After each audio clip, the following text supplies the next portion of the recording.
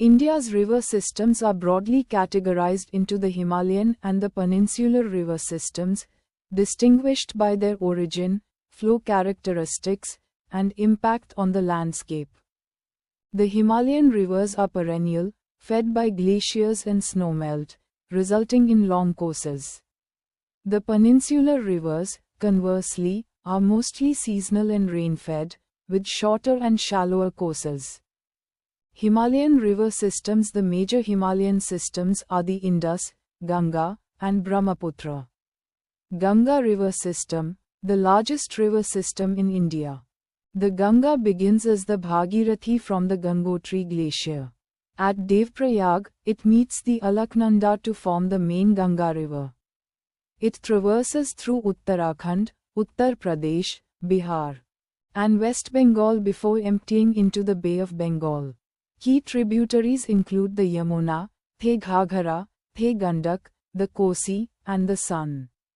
Indus River System.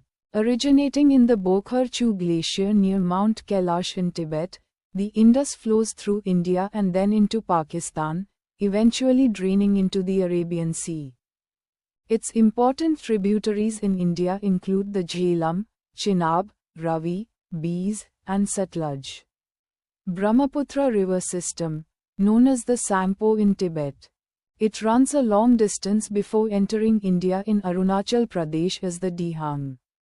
Near Pasighat, the Dibang and Lohit rivers join it to form the Brahmaputra, which flows through the Assam Valley and into Bangladesh, where it joins the Padma, Ganga. Peninsular river systems. Most peninsular rivers flow eastward into the Bay of Bengal, with the Western Ghats acting as a significant water divide. East-flowing rivers, Godavari, the largest peninsular river system, often called the Dakshin Ganga. It rises in the Nasik district of Maharashtra and flows into the Bay of Bengal. Krishna, the second largest east-flowing river, it originates near Mahabaleshwar in the Sahyadri Hills.